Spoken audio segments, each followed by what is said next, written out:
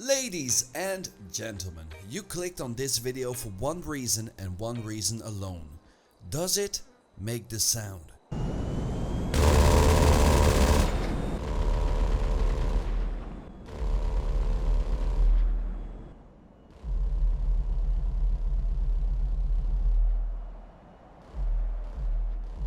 Well, there you go. Thank you for watching. Be sure to like and subscribe for more content and let me know what unreleased vehicle you would like to see next.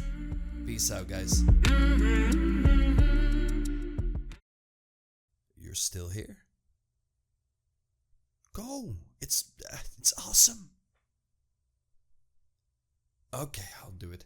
The B11 Strikeforce, aka the A10 Warthog. The only aircraft in this DLC and should replace every aircraft in the entire game. I want nothing but these. Now listen up, I am not a fan of the militarized stuff in GTA Online, but that's simply the way the cookie crumbles now. And for all the shit I give Rockstar Games for this specific DLC, if you want the full breakdown of that, be sure to check out the video in the card right now. I have to give them huge props for at least balancing the Oppressor Mark II properly and for this vehicle. This thing looks like an absolute beast. We as gamers can universally agree that this sound is amazing. Oh, that feels good. And not only that, it also comes with homing missiles, non-lock-on missiles, can also shoot a barrage of missiles, oh, and bombs. Yes, it also drops bombs. Even looking at what dangles underneath the wings will strike fear in anyone's heart, so let's take a closer look at it. You can whack 11 different liveries on this bad boy, all of them look really cool. A fun little thing I noticed, every different livery changes up the letters on the tail of the plane. My favorite, the stock one. But having it just say bunny is quite funny as well. That rhymes. Now of course there's countermeasures and all the normal upgrades of Smuggler's Run. And because of all of that, you're gonna need a hangar to customize this. As for actual further cosmetics, there aren't any except for the liveries. And one final thing to notice, all of the weapons you see on this vehicle are actually standard, except for the bombs. So it comes standard with the barrage, the homing missiles, the 30mm explosive cannon, everything you see is included in the price. Now let's take it for a spin, shall we now? So it is really cool looking, but it is not that fast. Actually, it's 30 miles per hour slower than the Hydra. But I have but one thing to say to that. Oh, that feels so goddamn good. So it is kinda slow, but that doesn't have to be a bad thing. Its turning circle is still very tight and it doesn't feel like it handles badly. I flew over the military base trying to dodge incoming rockets. Now of course these are the shitty old rockets, but it dodges those with great ease. I maneuvered the plane through the city with great ease as well, and it felt really responsive. Which is actually really surprising given this plane is quite big. You wouldn't expect it to handle like a fighter plane, so it's a bit slower than the Hydra and the Laser, but it's a million times cooler and still handles just as great, if not even better. But just for the sake of things, one more time please. There's one pretty big downside though, the Fartinator 10,000 shoots pretty slow. The Hydra and the Laser are absolute death rays, so using the Fartinator 10,000, that name is now trademarked by the way, I want no one else using it, can be quite tricky. You need to be pretty damn accurate with the shots. Yeah, that was the first thing I noticed. We've all seen it either in different games and maybe in real life as well, and you'll instantly notice and feel that the fire rate is very slow in the game. I feel like it was, in real life, it's supposed to be like the Hydra and the Laser, but it isn't. I think this might be a case of Rockstar trying to balance the vehicles. Now as for the homing missiles, I did kinda get the feeling that these were the old ones. The lock-on is really bad.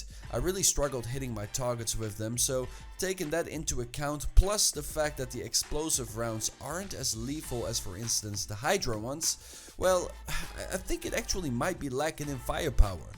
Sure, it does have the barrage as well, a great pick to cause massive damage in a radius on the ground, but in that case, I think you might be better off picking up a hunter.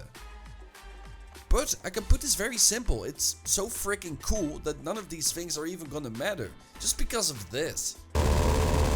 God damn it. So the agility and turning circle makes it great for dodging incoming rockets. And speaking of incoming rockets, let's see how many it takes.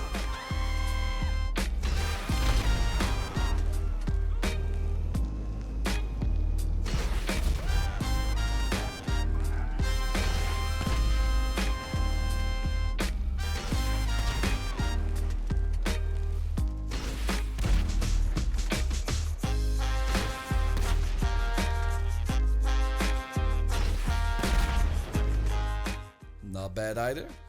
Look, I can talk on for days on end, but this thing is just super cool, and I don't care whether it should be in GTA Online or not, since we already have the Hydra and other aircraft. It doesn't even matter anymore. This is just an awesome thing to have with great customization, and it looks super gnarly. But there's one last thing I do like to mention. For people following me on Twitter, you've already seen it. It's not an issue with the DLC or anything really, but it's just an interesting thought. I said all the vehicles in this DLC felt really out of place, and it is true. The Oppressor Mark II could maybe have been in gun running or Doomsday Heist. The same goes for the B11 Strikeforce, the vehicle I showcase right now. And Jan says it might be because they are all leftover assets from different DLCs.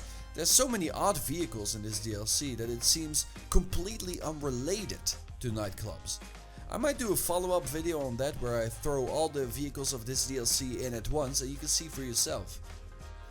Either way, that's just my final rambling thoughts. The final verdict of this plane is the clip from my livestream from a few days ago. Listen to it, the violence! Ah! Ah! Ah! Can't help doing that. You can't help doing that when you fly this thing.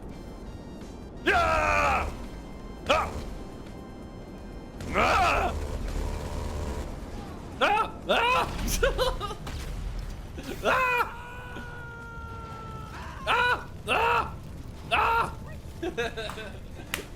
Alright, chat, ladies and gentlemen, on that extremely high note, I will end the stream. Okay, thank you for watching this video. Like with the last video, I will be dropping stock footage for anyone wanting to upload it to their channel tomorrow on my Twitter. Like I said, you can do with it what you want, give your opinion, make something cool out of it. The video of the Mark II Oppressor is already on there as well, so like I said, grab it, do something with it, share your thoughts with it, make it happen. Anyone can do this now.